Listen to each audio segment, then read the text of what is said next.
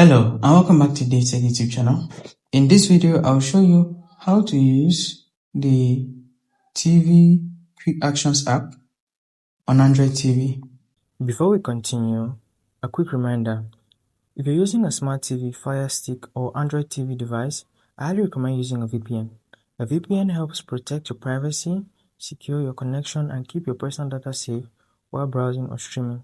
I personally recommend NordVPN. It's fast, reliable, and works smoothly with TV devices. I've put a special link in the description. If you want to check it out, do so right now. Let's get back into the video. Let's get started. So you're going to head over to apps and launch the application. If you have it downloaded, installed, just launch it. I have my app here. If you don't have this app already, I have a video on this channel already showing you how to download and install this app on Android TV. So click on the app to launch. And you're greeted with this interface. The first thing you see is the main features. This is a TVQuickActions panel. Basically, you can add 5 different actions to a single button with different configurations, of course. So maybe to press and hold a button will do something, to double press will do something else, to single press will do something entirely different. So this is how we use the app. You could just click on continue and you're warned that it's difficult to get the app to work on all devices. So it's very important to consider that your device of choice may not be compatible with this app, but if it is, then proceed. But if you cannot find functionality, understand that it is not compatible. Now, a very important step is to allow this app to overlay on other apps, because you're going to be using the quick actions regardless of what app you're in, even sometimes on the home screen. So allow functionality by going into settings and enabling this app to display over other apps. So allow display over other apps. You see the list pop up there. Just navigate down until you see TVQuickActions and click on it to enable. Click back. You should get back into the application and just click back. Now you can continue, and you have to disable battery optimization as well, especially on Android TV devices which optimize power to save energy. You have to redo that setting by disabling battery optimization. So I have it as energy optimization on my Android TV device. Click on it, find the application. So you're looking for TV Quick Action Tools. Just scroll, it's an alphabetical list, and there is the app. So disable this actually, so that energy is not optimized.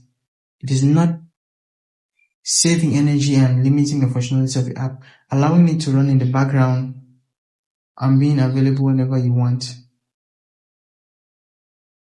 So now that's done, you could just continue to the home screen. So here you have to start accessibility service. Just agree to those terms and conditions, of course, after reading them.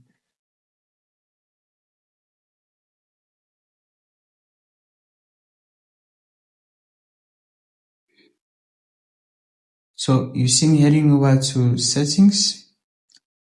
Accessibility will be under device preferences. So I'm going to accessibility to enable this is the last functional step. So just click on this and enable it so that TVQuickActions is enabled. So you can use TVQuickActions now. You'll be able to collect all text that you type except passwords. So but it's going to include personal data like credit card numbers and the rest. But this is important for the functionality of this application. So do well to enable it. I'm going back to the application now. I accidentally clicked on the home button instead of back.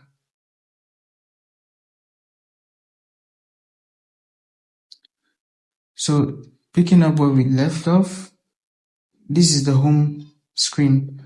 On the home screen, you can see to the left you have this buttons navigation.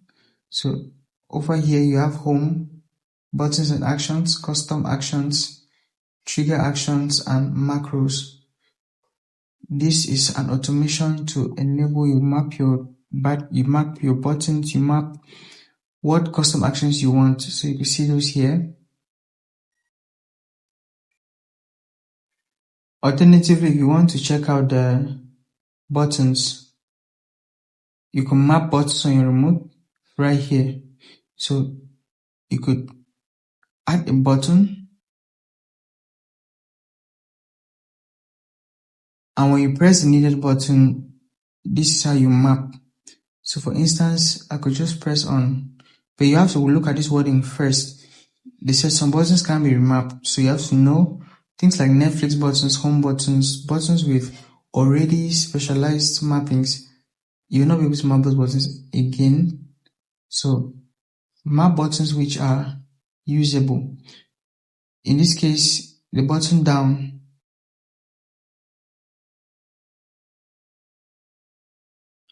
On my remote, I'll just click on button down.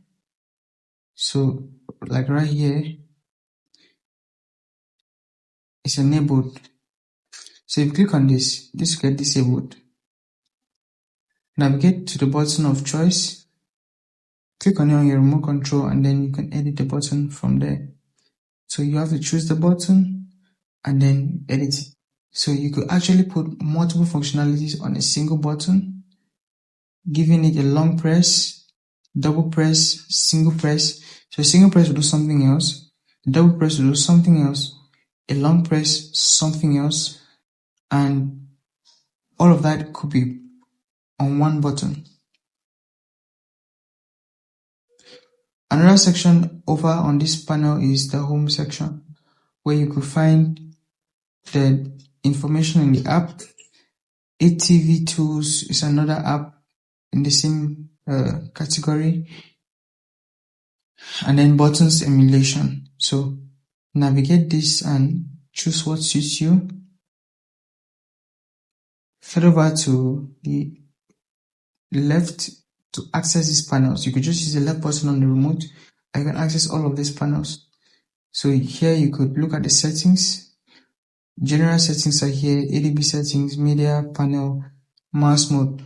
All of this is a large category of different options which are customizable right here on the TvQuickActions app. So navigate, do the changes that are required, and enjoy the application. If that was useful, subscribe to the channel, like the video, and I'll see you in the next video just like this.